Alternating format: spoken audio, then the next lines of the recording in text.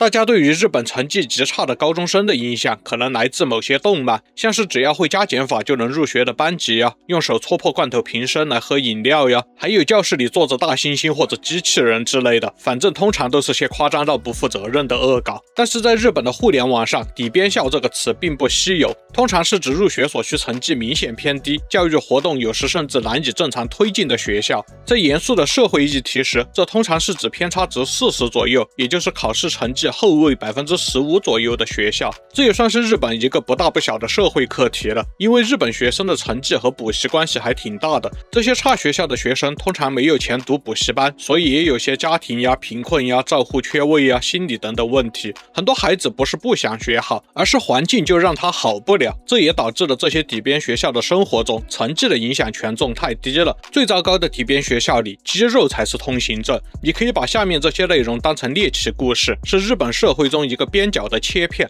就像一些全是中國人只有幾個日本人的學校一樣。這種學校本身數量並不多。這裡是花散里，喜歡這樣的內容別忘了先點讚訂閱喲。有底邊學校的老師提到，要把學生湊進教室本身就要折騰一輪，而且即使人到齊了，也不代表開課成功。討厭學習的學生太多了，幾乎每個人都有自己上課解悶的方案，聊天、看漫畫、打遊戲什麼的，怎麼上課就要看老師的心理素質了。另外，也有一名底邊學校的學生回復說，上課基本很吵，班級裡安靜的時間很難得，往往是大家都在睡覺的時候。考試的時候睡覺也很常見，老師也不怎麼管，學生和老師都是只要別亮紅燈就行的心態。有時候家長委員會要抱怨學生上課睡覺是老師講的太無聊了，老師們也無可奈何。有新上任的老師想要盡量培育有希望的學生，向幾個安靜看漫畫不妨礙別人的學生說教了1個小時，然而無果。他去問老教師學生不想聽課怎麼辦，結果回答是，你得好好的練肺活量，嗓門大到能夠壓住學生們的聲音才算是上課開始了。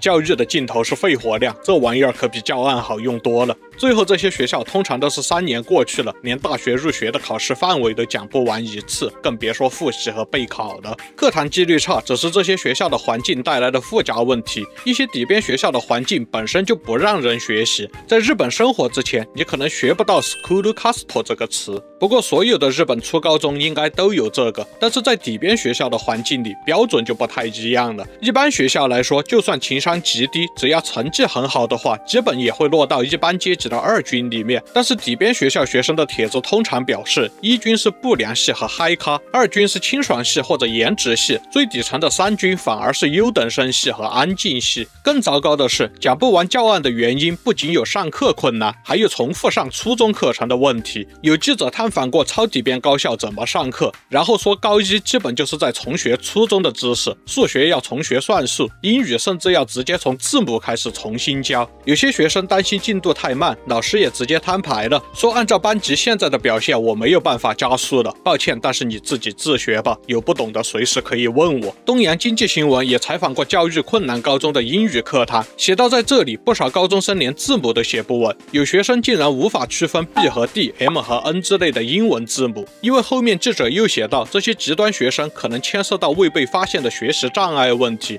所以從他相處來看，應該並沒有出現理解能力啊、反應能力啊這些直接智力影響吧。日本文部科學省近年也在推動對於初高中成績極差的學生的補救教學計劃，但是暫時還看不出效果，畢竟最主要的問題並不是沒有教學資源的問題。東洋經濟新聞的報道還提到了一個有趣的情況，也有一些底邊校的班級內頗為安靜，但是原因是遲到、缺課、退學的學生太多了，生生變成了小班教學咱玩的是自然淘汰好吧。不願透露姓名的業內人士稱，偏差值越低的學校轉退學率越高，他估計自己供職的學校在畢業之前只會留下大約60%的學生。上課時老師要對着走廊大喊一聲都進教室，因為有人就是坐在走廊裡不動，教室裡還有人圍着玩手機遊戲，有人睡得像金槍魚一樣癱着。老師們的課堂記錄裡甚至用專門的廊下紙來指代上課時間也賴在走廊上不進教室的那批學生，似乎都做好了他們不會畢業的心理準備。一位受訪老師自嘲地說，教室裡學生少，所以通風很好，而日語裡通風也可以說是萬事好商量的意思。這裡也是自嘲老師任由學生自生自滅。你可能想問，學校可以不管學生嗎？學校當然想管，但是他能管的往往很有限。比如遲到這件事，作為一個學校，遲到當然不行。日本有些嚴格的學校還會要求家長先通過系統聯繫學校之後，學生才可以提交請教。這些底邊校雖然很寬鬆，但是大體上遲到還是要登記理由交給班主任的。結果記者翻開一個底邊校的遲到登記簿，發現寫睡過頭呀、下雨了呀這些其他學校很難接受的理由的人都已經算是普通人了。還有人寫了街对面有只貓這種讓人不明觉厲的理由。最令他震驚的是，還有一個遲到理由寫的是我以為放暑假了。但其實不少底邊校的校規都會很厚很嚴格，但是執行起來又無法对每一條都做到真正的嚴格。原因是學校和學生之間幾乎沒有互信。這些學校因為會有人在教室裡或者走廊上突然就玩起來，玻璃窗被撞碎呀，或者被各種球打碎也不稀奇。而且學校的招生網站上真的會有人問，學校裡能喝果汁嗎？在學校裡想吃冰淇淋了該怎麼辦？之類的令人啼笑皆非的問題，只能不斷的增加校規了。入學之後又有人為了買早餐邊走邊吃而乾脆遲到，有的人上課時一邊吃冰淇淋一邊走進教室，甚至有一個學校在走廊上貼着廁所裡有煙灰缸。記者詢問時，老師則表示學校也不想縱容學生們吸煙，但是學生們總有辦法把煙帶進學校，讓他們躲到不知道哪裡去抽煙反而更危險，所以變成了現在這個樣子。規矩厚到能夠當防彈衣也沒有用，約束不了不守規矩的人。一些底邊學校的校規繁瑣到了休學旅行都沒有自由活動的時間，因為學校擔心自由活動會變成集體犯罪，本來是要去增長見識的，結果变成了增长案底。在日本生活的話，能夠感到对偷竊這種事基本是很放心的，很快就會習慣毫無防備。但是在這些底邊高中裡就不是這樣的。東洋經濟新聞看到的底邊校總是在自行車停車場裝了很多攝像頭，還有各種登記、老師提醒最近的偷盜事件和附近的社區警察合作等等。有評論說，這些好像都是常聽的外國人說他們國家的現象啊，這些底邊校難道是日本的國中之國嗎？但是也有底邊校的學生直言，即使如此也要小心，因為車棚裡有很多攝像頭，所以基本不會偷。但是把車推到走廊的話，第二天可能就會消失。自行車所也只是給誠實的人看的。另外，同篇報道也提到，休學旅行或者放長假前，老師通常都要向學生說注意事項。而在這些底邊校裡，提示事項中會有一句，希望女生們回來時不要懷孕了。似乎各個底邊校都偶爾會有因為懷孕而長期休學的女生。現在雖然不再像昭和時代那樣，老師和學生會直接大打出手，但是在這些底邊學校中，也依然有比普通學校多得多的師生之間的暴力。2025年，各個縣政府教委發的教師體罰或者言語侮辱學生被停職的公告，基本都發生在偏差值比較低的學校中。前幾年日本網絡上火過的福岡高中生在老師寫黑板的時候上台踢老師的錄像，也是發生在一個底邊學校。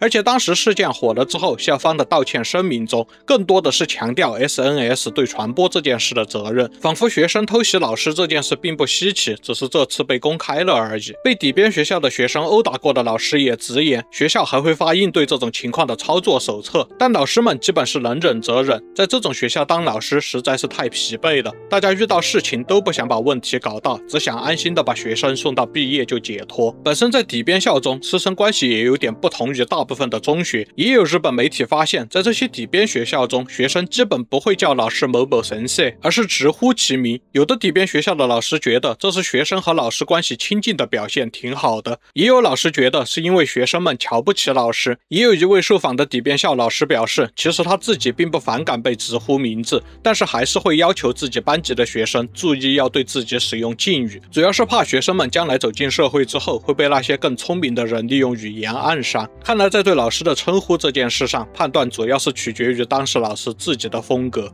到了最後，底邊學校的高三樓層會變得比高一高二安靜，主要是因為愛鬧事的學生都消失了，要麼退學了，要麼轉學了，要麼長期缺席，留下來的學生們也不得不盘算自己的將來了。底邊學校的學生畢業之後最多的去處有4個：專門學校、F-RAN 大學、小企業就職或者福利他。大部分的畢業生在受訪時都表示後悔的話都很相似，大概就是早知道我該更認真的學習的。在世紀初的時候，日本企業悄悄地在招聘時設置學校偏差值的門檻，還會會被激烈抨擊為歧視。那時日本厚生勞動省還會專門開發布會闡述這個問題和給企業壓力。但是現在一些公司會讓差學校的學生看到的招聘頁面永遠都是滿席，這樣做即便是遭到了批評，也不至於需要澄清了。可見學歷的威力比以前更大了。一些畢業生也坦言，長期的底邊校生活讓自己完全習慣了怎麼在低預期裡活下去，不知道自己到底有沒有才能，即使有也不知道該怎麼發揮了。最悲催的不是覺得自己什麼都做不了，